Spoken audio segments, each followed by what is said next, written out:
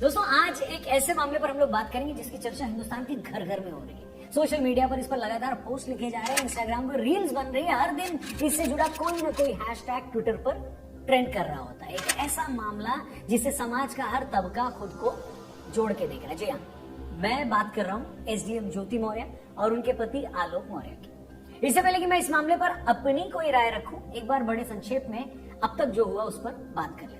प्रयागराज की ज्योति मौर्य और आलोक मौर्य की शादी 2010 में हुई। उस वक्त आलोक पंचायती राज विभाग में सफाई कर्मचारी थे और ज्योति बड़े सरकारी अधिकारी बनने का सपना देख रही थी। आलोक का कहना है कि हैसियत न होने के बावजूद उन्होंने उधार लेकर ज्योति को पढ़ाई करवाई। ज्योति ने भी अधिकारी बनने के लिए खूब मेहनत की और 2016 में वो पीसीएस की परीक्षा पास करके एसडीएम बन गई।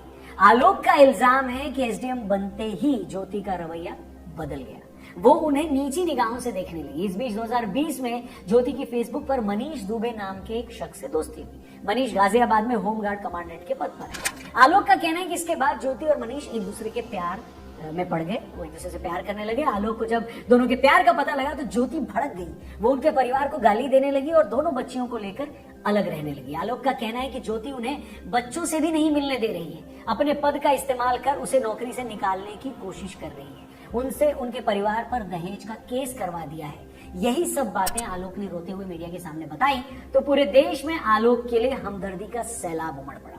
वहीं ज्योति मौर्य की भी अपनी कहानी है। उनका कहना है कि पहले तो आलोक ने शादी ही झूठ बोलकर की थी, तब उसने बताया था कि वो पंचायत अधिकारी है। बाद में पता चला कि वो तो सफाई कर्मचारी है। उसने तभी आलोक को तलाक देने का फैसला किया था, मगर अपना मन बदल लिया। ज्योति का कहना है कि आलोक का परिवार उनसे 50 लाख रुपए और एक घर की मांग कर रहा है और इसी की शिकायत उन्होंने पुलिस में भी कर दी। तो दोस्तों, ये मोटे तौर पर वो बातें हैं जो अब तक इस मामले में सामने आई हैं। ये कहने में कोई हर्ज नहीं है कि मामला सामने आने के बाद ज्यादातर लोग सोशल मीडिया पर ज्योति की आलोचना कर रहे हैं, उन्हें धोखेबाज औरत बता रहे हैं। ऐसी औरत जो पद पाते ही पति को भूल गई, ऐसी औरत जिसने अपने ससुराल वालों की कुर्बानी की कदर नहीं की, ऐसी औरत जो अपने स्वार्थ के लिए कुछ भी कर सकती है। इस बीच आलोक ने एक डायरी दिखाकर दावा किया है कि ज्योति तो हर महीने 6 लाख की रिश्वत भी लेती है।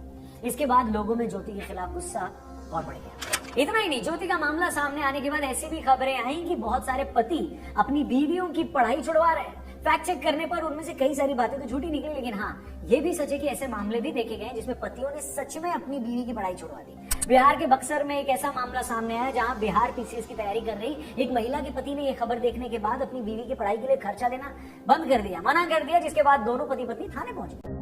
ये इकलौता मामला नहीं है। ज्योति के एक मामले के बाद कई महिलाओं को शक की नजर से देखा जा रहा है। ऐसे भी लोग हैं जो पूरी महिला बिरादरी को ही स्वार्थी साबित कर रहे हैं। अब सवाल ये है कि हमें इन मामलों को कैसे देखना चाहिए और उस पर कुछ भी कहने से पहले किन बातों का ध्यान रखना चाहिए। इसमें देखिए, कोई दो राय नहीं है कि कोई भी शख्स जिंदगी में आगे बढ़ने के बाद अगर अपने लाइफ पार्टनर को भूल जाता है या उसे छोड़ देता है तो इससे बुरी बात कुछ नहीं है। वो भी उस आदमी को भूल जाना या धोखा दे देना जिसने आपके लिए इतने त्याग किए हो, ये कहीं से जस्टिफाइड नहीं है। लेकिन ऐसे मामलों को औरत या आदमी की नजर से देखने के बजाय हमें यूं समझना चाहिए कि ऐसी धोखेबाजी इंसान की फितरत है। एक पत्नी भी एहसान फरामोश हो सकती है और एक बेटा भी। अगर एक आदमी अपनी औरत को पढ़ाता लिखाता है, अफसर बनाता है और वो उसे भूल जाती है तो वो गलत है। तो अगर ये गलत है तो फिर इस देश में वो हजारों लाखों बच्चे भी गलत हैं जो जिंदगी में कुछ बनने के बाद अपने माँ बाप को भूल जाते हैं। इस प्रोग्राम को देखने वाले मैं उन लाखों लोगों से पूछना चाहता हूँ कि क्या जिंदगी में उन्होंने एक ऐसा आदमी नहीं देखा जो कुछ बनने के बाद अपने माँ बाप से दूर चला गया, उनकी परवाह न करता हो, माँ बाप को उनके हाल पर छोड़ दिया हो।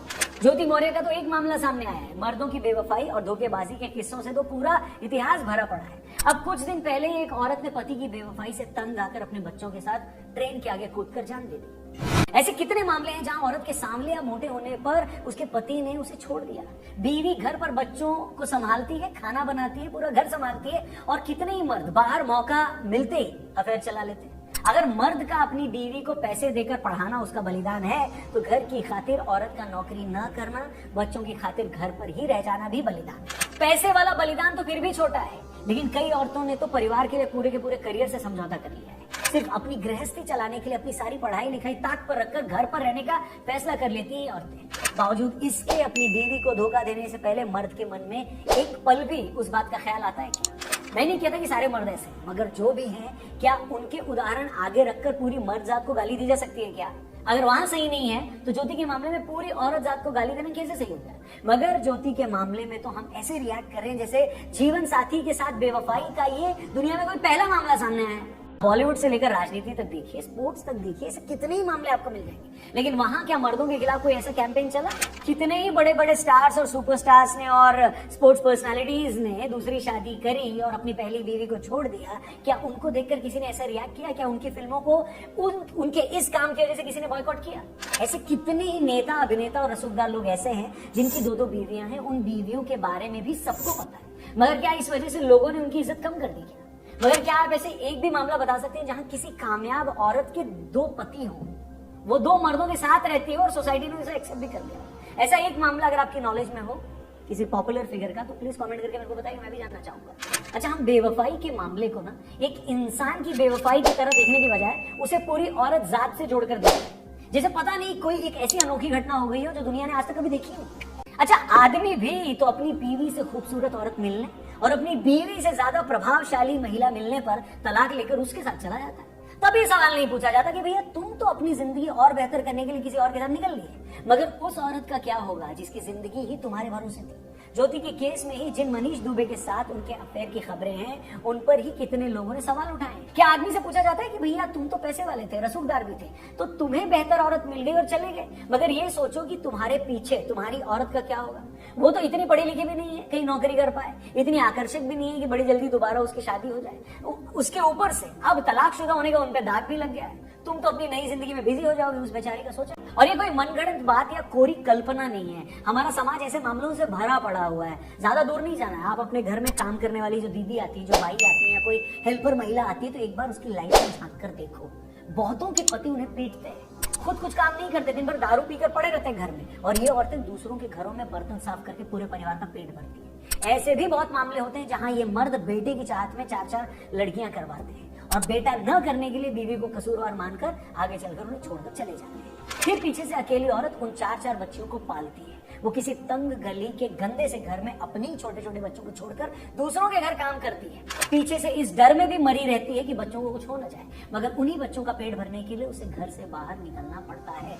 दोस्तों, अगर आप इंस्टाग्राम और सोशल मीडिया की चमकीली दुनिया से गर्दन घुमाकर अगर उस असल समाज को देखेंगे तो आज भी औरतों की हालत वैसी है, मगर पता नहीं क्यों हमने उनकी उस हालत को कबूल कर लिया, एक्सेप्ट कर लिया और ये मान लिया है कि इन लोगों की किस्मत में यही लिखा है। ये सोच लिया है कि गरीब लोगों के साथ तो ऐसा ही होता है, इन्हें ऐसे ही जीना होता है। मगर अचानक से कोई ज्योति मौर्य का मामला सामने आ जाता है तो हम पूरी की पूरी औरत जात के पीछे पड़ जाते हैं, उस पर मीम्स बनाने लगते हैं, औरतों को बेवफा साबित करने लगते हैं, उनकी पढ़ाई छुड़वा देते हैं और ऐसे रिएक्ट करते हैं कि मानव जाति ने मानो इससे पहले ऐसा कुछ देखा ही नहीं। देखिए, ऐसा ना भैया कि हमें समझना चाहिए कि हर इंसान अपने लालच, अपने स्वार्थ और अपनी इंद्रियों के हाथों ड्राइव होता है, उसके हाथों मजबूर होता है। आप भी, मैं भी, हम लोग, सब लोग, हम सभी का ऐसा बहुत कुछ करने का दिल करता है जो कि ये सोसाइटी ठीक नहीं मानती, जो मॉरल भी नहीं है, समाज के हिसाब से सही नहीं है। हम अक्सर खुद को उन चीजों को करने से रोकते भी है, मगर कभी कभी हम मजबूर होकर ऐसा कुछ कर जाते हैं जो ठीक नहीं होता। और ये गलत हर किसी से हो सकता है, आदमी से भी, औरत से भी। आदमियों की इमोरलिटी या धोखेबाजी से ये सोसाइटी सहज हो चुकी है, क्योंकि वो पैसा कमाने बाहर जाता है ना, आदमी किसी पर निर्भर नहीं होता, इसलिए एक वक्त बाद वो बेखौफ हो जाता है। आदमी को लगता है कि हाँ, मैं ये कर सकता हूँ, मेरा कोई क्या ही बिगाड़ लेगा, मैं तो बाहर कमाने जाता हूँ।